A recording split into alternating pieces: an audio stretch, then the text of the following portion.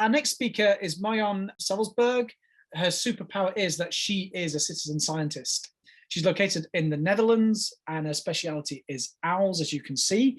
So I met Marjon we used to run drop-in sessions to help like Q&As on Kaleidoscope and lots of other products and things like that. And we nicknamed her the Owl Lady because she'd turn up every couple of weeks or so, and we'd always sit and chat and have a cup of tea.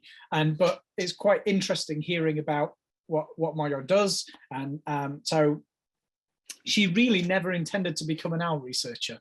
This is part of her CV.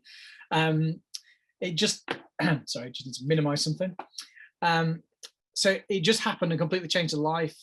Marjon is a trained classical musician and a special needs teacher, but has had to give these up due to health issues. And that's why she became a volunteer in several citizen science projects and a main cam observer in Carla Bloem's Great Horned Owl studies. She was the other owl lady that used to attend our drop-in sessions as well. A curiosity drove her to go to a local quarry in her hometown to listen to Eurasian eagle owls, observe their behavior, and find out where the similarities between them and great horned owls were.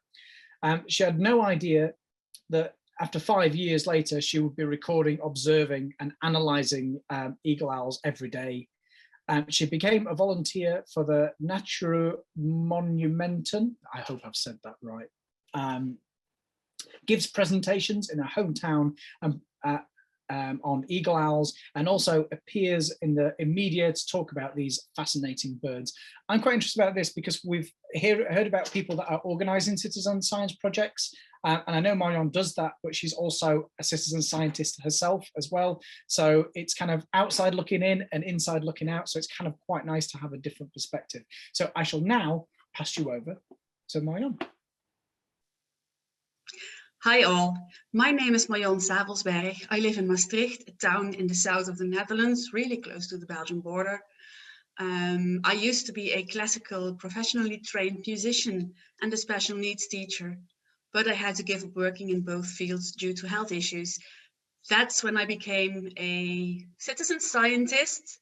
Sounds fantastic, but what I did was basically, I watched webcams for owl researchers and I started to send them information about the things that I saw. And that's how I became one of the main webcam observers of Carla Bloem's Great Horned Owl vocalization studies.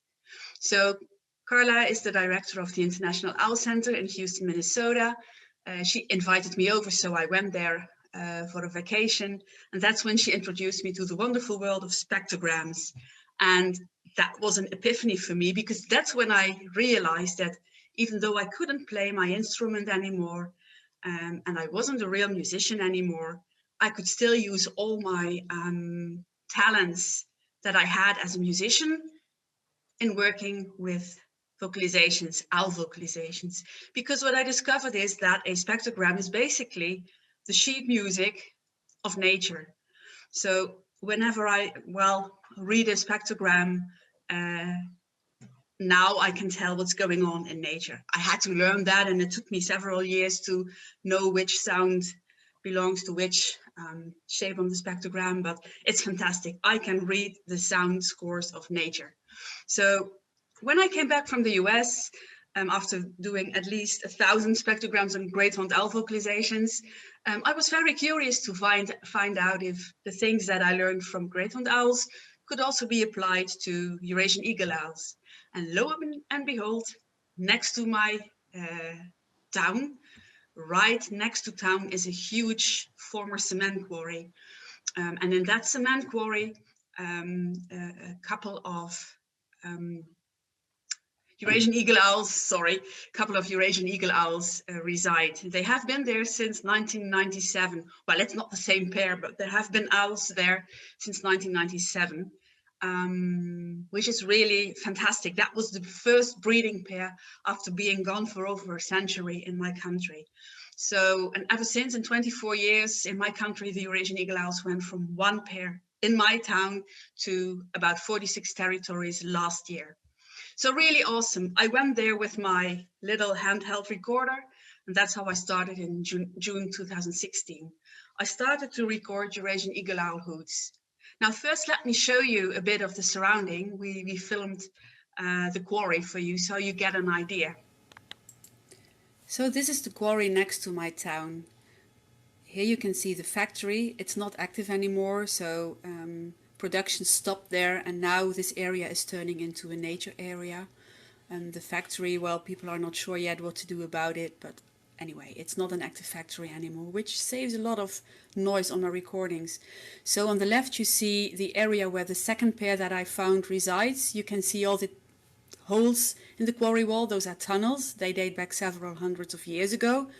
People got rocks out of there, and now we are slowly going to the home of the first pair of Eurasian eagle owls.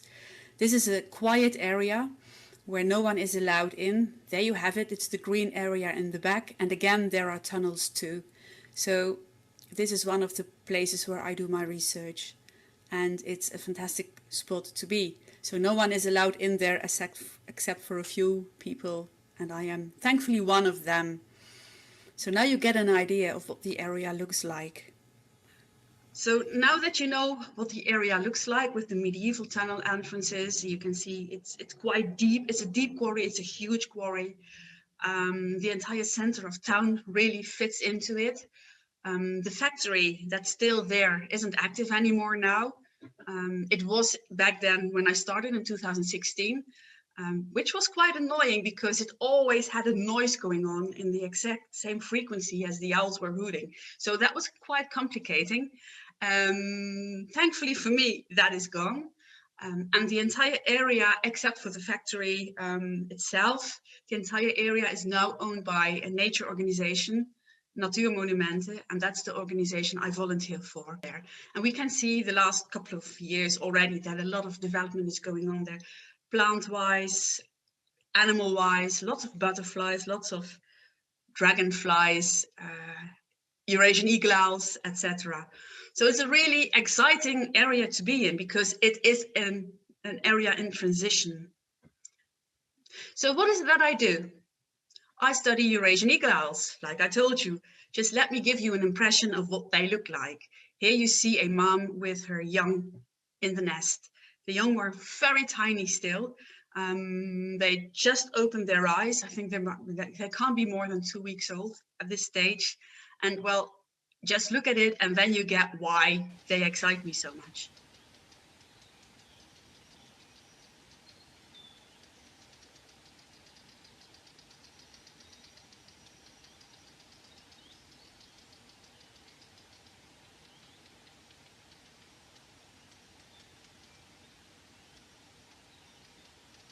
I do several things with acoustic monitoring.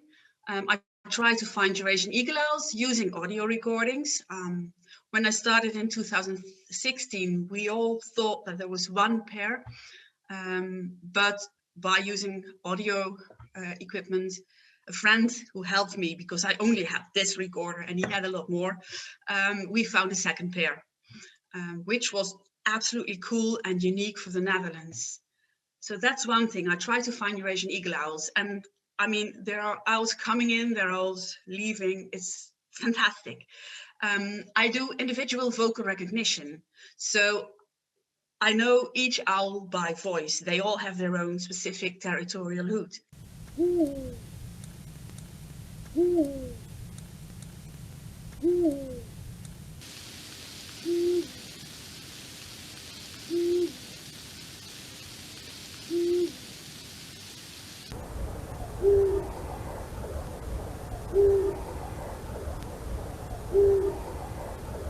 So if you know their territorial hoots, you know when an owl has left, most probably died.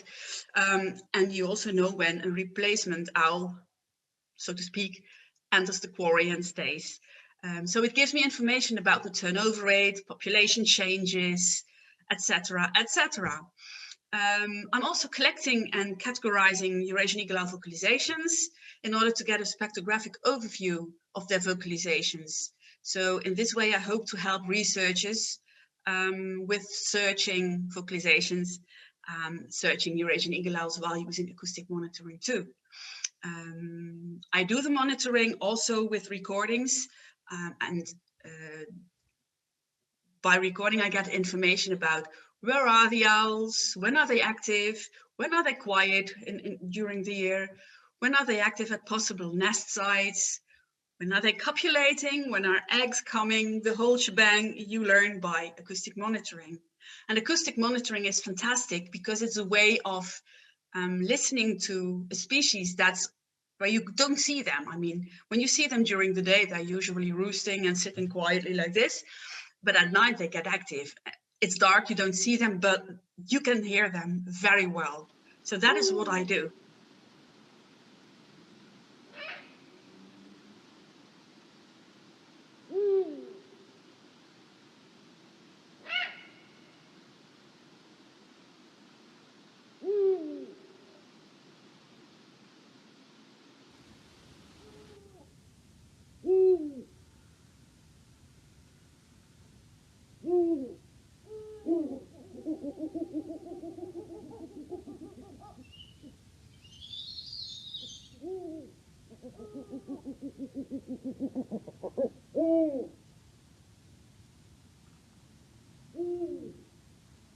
So what you just heard were Bonnie and Clyde. Usually I don't give the owls names, but these two deserve this name.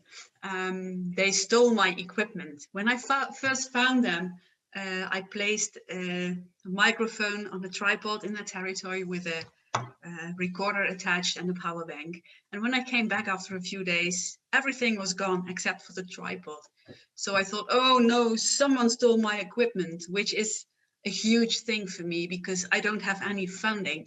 So losing a recorder is dramatic for my research.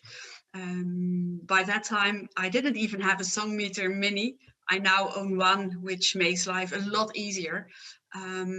But well, I still work with these things. It was weird that there was still a tripod standing there. So something kept nagging in the back of my head. And when I started looking around a bit, I found their roosting tree. So that's a tree where Bonnie and Clyde like to sit in winter. And underneath it, dangling in the bushes underneath it, was my microphone and my recorder and everything. The entire package was still there. And the sound file showed that they probably stole it and dropped it when they figured out this wasn't a rabbit to eat or a rat to eat, but something they couldn't use anyway. So they dropped it down like 40 meters. The only thing that was broken was the power bank, and the microphone ever since is not straight anymore. It's a bit banded, a bit curved, but it still works anyway. Hence the name Bonnie and Clyde.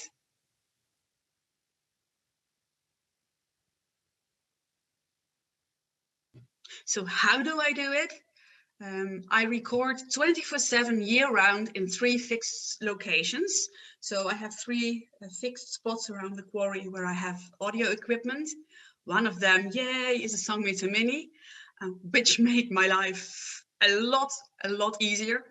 And I also use little devices and drive around still with my handheld recorder and the shotgun microphone to get more information about what is going on in the area in the evening at night. So I am in the area as much as I can when the sun goes down to record what's going on and to observe what's going on. I don't stay out the entire night because one of the fantastic things about acoustic monitoring is that you don't have to be there. You get the owls in the natural habitat doing the natural things without influences of me. I use Kaleidoscope, a fantastic program which also made my life a lot easier to find Eurasian eagle owls in the territory, also new ones. And I use other programs to read through the night because that still gives me a lot of information that I really need to tell something about the population.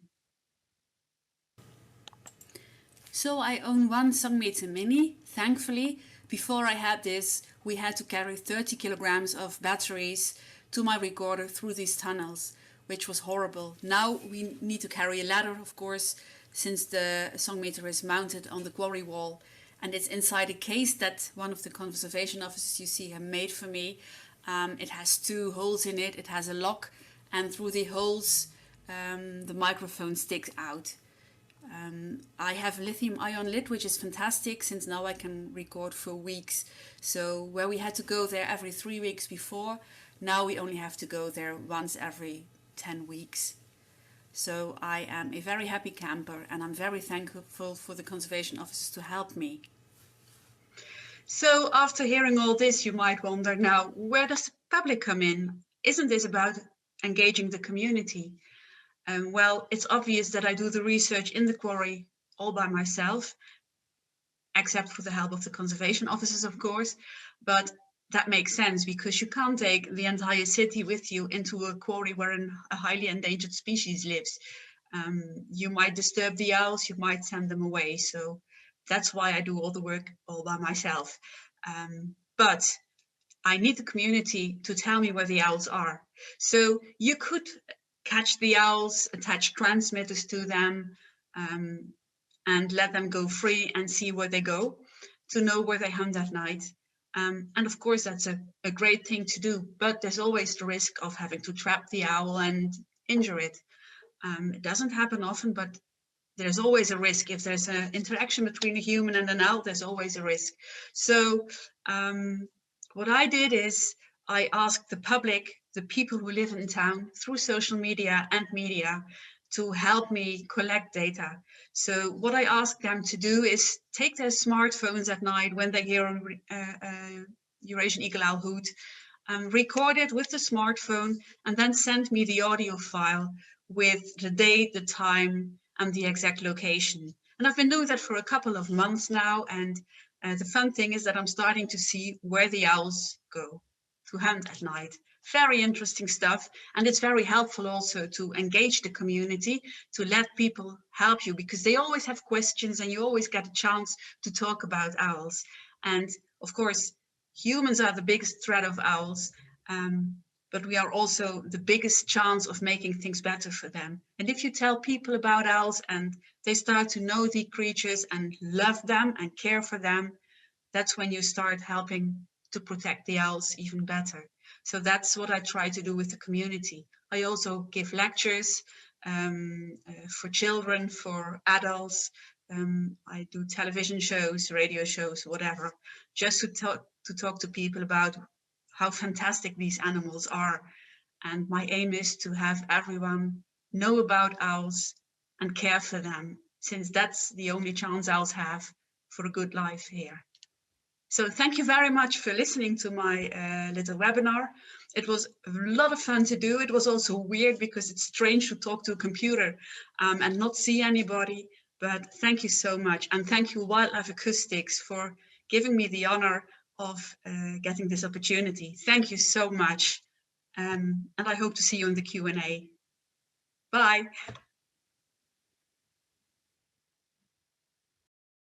Thank you so much, Marjon. That was awesome. And it's quite nice seeing like videos of all your owls as well, which I think is, again, lots of really nice comments in the chat. And we've just got one in the Q&A. Very cool way to monitor ecosystem recovery. Great work. Thanks so much for sharing. So I think you're definitely hitting the right spot with quite a few people. So are you up for a few questions? Of course. Of course. Excellent. So I think you may have, a lot of these questions, they sort of came in as you were sort of talking about that particular thing, but you might want to re-clarify. Can you tell if the owl vocalizations are unique to each individual? And another related question, can you tell from any of the female vocalizations like you can tell with the male territorial vocalizations? Yes. So what has already been researched several years ago by other people is that Eurasian eagle owls each have their own specific voice. That's the same also for the great horned owls, which we found with, which Carla Bloom found in her research. So yes, you can identify each male by their individual voice. You need to look for the territorial hoot, and you need to be sure that you have the territorial hoot, because those stinkers have several hoots that are quite similar, but if they are given in a different time of year or if in a different situation, it sounds a little bit different. So you need to aim for the territorial hoot, but yes, that's basically always the same. And I know from research beforehand that for females, it's more difficult. They sound a little bit more whiny, like ooh, but it's also possible for females, but it takes time. So by ear, maybe they sound all, well, not all, but they sound quite the same. But if you look at the spectrograms, they're always the same signs for each individual female also. I hope that's well, I've answered that. That sounds good. Can you tell if the population is limited by nesting opportunities or something else? Well, yes, in my area, it's not the nesting opportunities. There is plenty of room, and what we see in the last couple of years is that Eurasian eagle owls, they are really not only limited to quarries or steep hill walls. How do you say it? Steep walls in hills, but they also nest in old nests from from raptors, or on churches, high buildings, electricity, plants, you name it. A limiting factor where I am is, well, it's food. It's availability of food. But as far as I can tell, we still have plenty. So I'm expecting to find more Eurasian eagle owls in the near future. As a matter of fact, I already heard some. So yeah, that's it. That's your sleepless night starting up again. Oh, when do I ever? Well, it's fantastic. I mean, every time I think, well, you know, next month will be more quiet and I will have time to do other things. Never ever happens, because it's just too exciting and too much fun. And there's always something new. So there's a cool question here. In my country, in Tanzania, and specifically in my village, owls are associated with some myths and deaths. So often people are chasing them away when they see them at night. What's the situation in your country? Are there any myths or stories associated with owls? Well, people in the Netherlands generally love owls, to the extent even that they think they're all cute and fluffy and sweet. And well, they are not. I mean, they look cute and fluffy and sweet, but they also kill. I mean, my owl, well, the owl that I study is a top predator in my area. There used to be myths. So for instance, barn owls would bring death. But that's a long time ago. So that definitely changed over here. People just simply love owls, but they just don't know enough about them. It's strange, isn't it? There was a local ranger that used to do school visits around where we are. We got chatting, and he took two animals into the schools. And one was a Bengali eagle owl that live off deer, and the other was a tarantula. And the parents would always say, oh, don't touch the tarantula, you know, it's very, very dangerous. But they'd all get photographs with an owl stuck on their arm. But this owl could just snap these children's arms. I mean, it wouldn't do it. 4 centimeter long nails. But because they got two eyes, a nose, and a mouth, you know, that it was cute. And so, anyway. What is the biggest difficulty you've ever encountered when recording the sound of owls? Well, the biggest difficulty for me is nothing that you say, wow. The biggest difficulty was the factory. So the cement factory that ran in the first 4 years of my research had this buzz, very loud buzz, especially exactly in the frequency range of the Eurasian eagle owl male. So that was very challenging to pick out the hoots from all that noise. So, yeah, that's it. I live opposite a cement factory as well. It's about a mile away. Oh, you know the buzz. And so we get the same noise. So always. It's fantastic for me that it stopped. So yeah, maybe in future, Paul. Hi, Joe here from the BTO, British Trust of Ornithology. Really nice talk. When you're identifying individuals, is this based on your own understanding of the calls or territories, or are you running a specific analysis? And from another question, do you use kaleidoscope to identify the owls individually? So is this from your own observations going, that owl goes or that one was... Well, due to my musical hearing, I'm absolutely able to discriminate them all. But well, if I tell people I have more owls in the area, I can tell them everything if they don't see it on the computer. So yes, I show them spectrograms. You can use Kaleidoscope for that. In the first couple of years, I used Audacity to just show people the individual hoots. And it has already been, I mean, there are papers written about it already, about what parts of a hoot you can measure. That should always be the same. And that was the first part, I think. I forgot the second part of the question. Do you use Kaleidoscope to identify owls individually? Yeah. Well, no. I use Kaleidoscope to find owls. And I hope to fine-tune it someday so that it will find out all the individuals. But I still need to work on my skills there. And you need time for that. But it's, yeah. You've got a really good question here. As a musician, are you aware of any projects that combine human music and owl or bird music? That is to say, attempt to bring together nature sheep music with your own music or Western music. Well, all that I really know is that many composers try to translate birdsong into musical instruments. If any one of you know of a project like just described, please let me know, because I don't. There is one as a is it Playing with Nightingales in Berlin?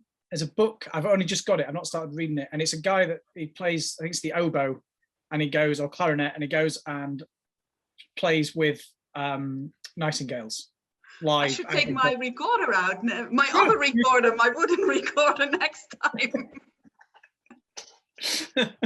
So yeah, I know it exists, but it was just there are a couple of composers I know that have done specific bird things from like but they're quite modern composers, like. Oh yeah, that I can absolutely imagine. But I must admit that, I mean, my musical career really, I was very young back then, so it's a long time ago, and I totally focus on owls. Yeah, 24/7, I think. Yeah. There's a couple more questions.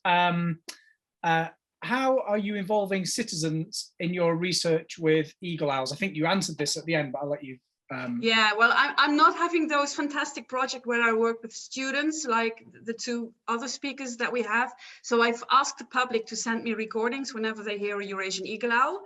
And what I also do, and I didn't mention it, I think, we do palate dissection with kids, where I also talk about the owls.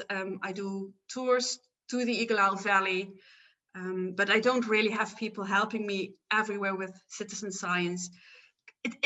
It can't be done also because it's a secluded area where hardly anyone is allowed in. So it would be weird to have everybody storming into this quarry there. That might be the end of the owl. Well, I've got two more questions. Okay. The second one is the most important I think we've had for the whole thing, but the first one is, have you noticed more owls since the factory's gone? So since the factory's stopped working? Well, yes, I have, but that doesn't mean that there are more owls coming in. It could also be that I couldn't detect them because of the noise of the factory before. But yes. And the other one is, it has been known that you can do some quite good owl impressions. And there's been a request, two requests in fact, to perform in front of a couple of hundred people and do an owl impression. So could you possibly do your best owl impression? Oh my word. I could do several owls. I mean, we have the little owl. That's the and then people often think they hear a little owl, but then it's a female tawny owl, and that's oh, let me think. So it's a little bit different.